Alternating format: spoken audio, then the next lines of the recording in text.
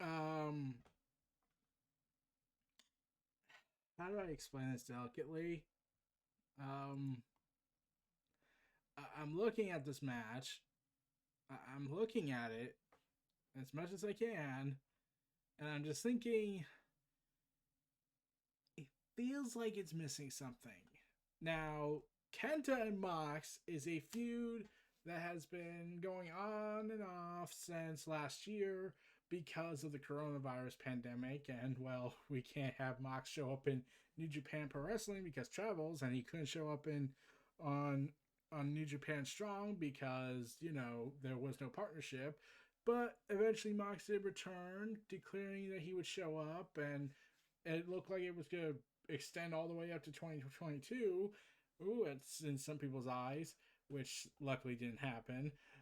And Kenta would show up on Dynamite, being inadvertently revealing that he most likely was the winner, was the one that attacked Moxley. You got Mox, kid, you got Mox. When he was found unconscious during the contract signing for Winter's Coming. So, yeah, Kenta and Moxley has been a match people have been wanting to see for a while because, the coronavirus stopped the match from initially happening. New Japan didn't want to take away the title from Mox because it would have been because whereas the other one was because New Japan had to make special extenuating circumstances given the pandemic, whereas in the previous incident was a flood. Yeah, but yeah, this is a match that a lot of people were looking forward to. I know one person that really loved looking forward to it, mostly to see Kenta be crowned the IWGP United States Heavyweight Champion.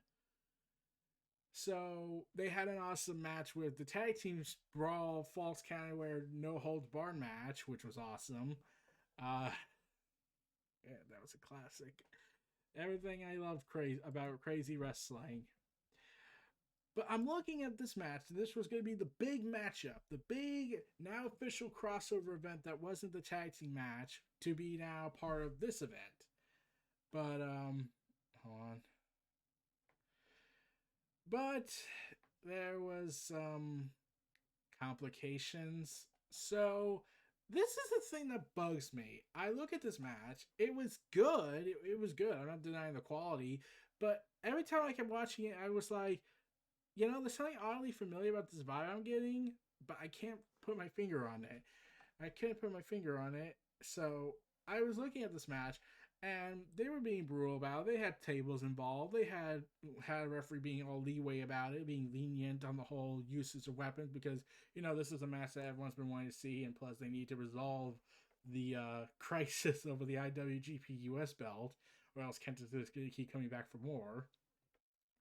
But then when I kept watching this match, and then out of nowhere, when there's a lot of trash talking between the two towards the end, Kenta even being blocked out after seeing the F word a couple of times because Kenta loves being the foul language. Kenta had one final stand before Moxley suddenly drilled in with a Death Rider for the definitive win and ultimately retained the title. But every time, like, I have no problem with Mox winning the belt. I actually did think he was going to lose, retaining it, and I actually did think he was going to drop it to Kenta so they can move forward with everything. But every time I looked at this match, there's something just off about it. This match was said, since this is a title match, that means in New Japan's ruling, there's a 60-minute time limit. But I kept watching this match, and I was like, okay, there's something missing to it. Like it felt rushed in a couple places. It felt like they were trying to compress what should have been a 30-minute epic matchup in New Japan's pro wrestling style and compressed it to less than 14 minutes. And they're trying to damn this to make this work. And it's like, and then when I finally rewatched it again just to get what that thing was, I finally realized what it was. This honestly felt like New Japan Pro Wrestling's version of WrestleMania's Nakamura and Styles. No, I really went there. Like, I look at Styles and Nakamura, it felt like they were trying to be told, okay, you can go crazy, but you can't be, the thing that made you remembered by fans. So you gotta keep it up. But Whereas WWE is a totalitarian dictatorship because they love being evil people. Because we can't upstage Roman, praise Roman, happy Roman Reigns, and all that. I feel like, and this is just my opinion, I feel like the reason why they had this match be so off for me, like it was good, but it wasn't this was a pretty much a year in the making when Kenta won the contract to fight Mox. It felt like because Mox is an AEW wrestler and now they have a shared universe going on, it's like AEW told them, okay, we'll have Mox there, but you can't really. He has a big match. If this wasn't with Revolution involved, we would let you go all out. But it felt like if there was some backstage stuff going on. This is just my guess that maybe Mox and Kenta were told, do not go as all out as you can be. Like, you can still take some directions, you can still do some things, but you can't go all out with this because we have a shared universe now officially, and now we have to have Mox be healthy enough for the big death exploding barbed wire death match that's set to take place at Revolution, which they say they hope to add a flair of dangerousness to wrestling, haven't been seen in years, because CZW doesn't exist, right? So yeah, I'm looking at this match and I'm thinking, okay, it's an awesome match, it's a good match, but it just felt like something was missing to it. And I kept thinking, this reminds me of a WWE's booking of Styles and Nakamura at WrestleMania.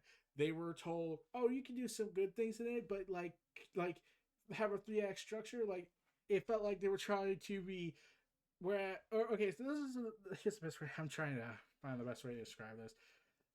Okay, so where I compared it to Kenta, when I compared Nakamura and Styles' feud with at Wrestle Kingdom to their match at WrestleMania, I looked at it like a Hollywood movie would look at it.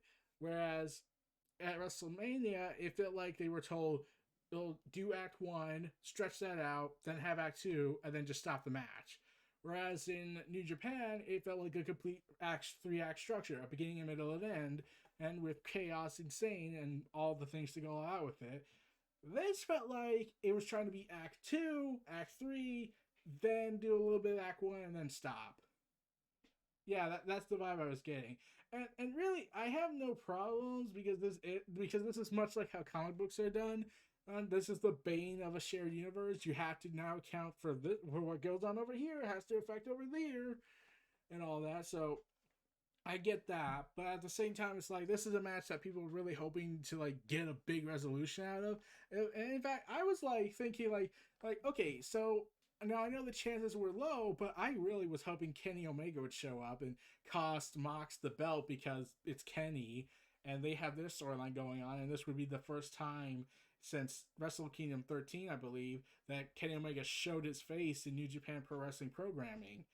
But then I realized, no, they're probably going to save that for post-pandemic era because they want him on the official Japan shows. So I felt like that was out of the question. So I was like, okay, so the Good Brothers are going to get involved. They have a feud with Mox going on, the beat up Jon Moxley thing. They never do show up, even though they have a deal. Even though I can, like, I know I'm not trying to devalue the Good Brothers, but let's be real. If you want to have a match where all this involved, if you want to have something to tie into all the storylines going on, when compared to Kenny Omega, the Good Brothers are not at Kenny Omega's level in terms of star power.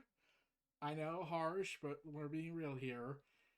So I could get them not using Kenny Omega till New Japan's shows are back up and fully operational in terms of having more of their foreign stars outside Japan showing up, whereas the Good Brothers can show up on New Japan Pro Wrestling Strong and sell their feud and continue their the arc saying that Kenny sent them, and that they take the camera after they start beating down with Jon Moxley.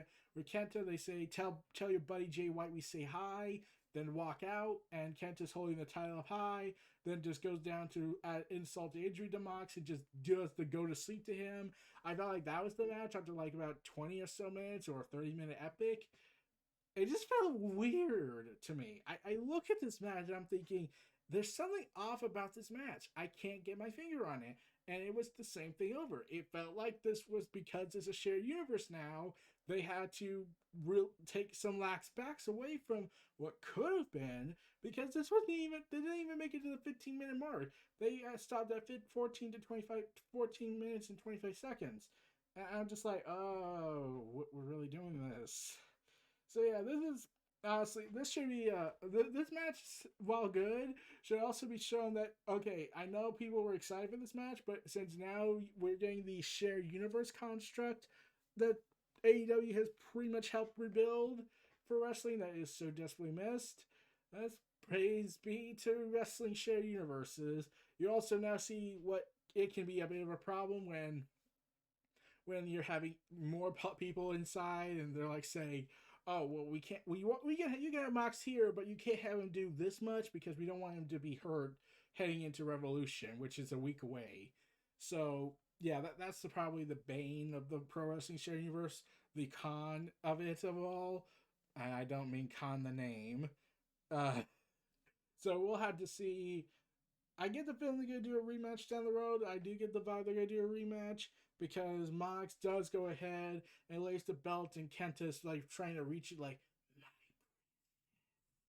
So I feel like they're going to continue that match down the road where Kenta has to build himself back up to get that belt again. And they're going to do, after the barbed wire death match, then they're going to do a proper finale match. Then Mox's reign comes to an end, and subsequently one of Kenta's biggest fans will be happy and crying tears of joy. Shout out to her. And all is right in the world with Kenta, because Kenta is awesome. So yeah, this was Neo Reality Entertainment presenting the WrestleVerse. This discussion on Jon Moxley and Kenta, aka the problem of a shared wrestling universe. Feel free to like, comment, subscribe. Check out my content in the description below. I'll see y'all next time. Stay tuned for more. Take care and peace out, everyone.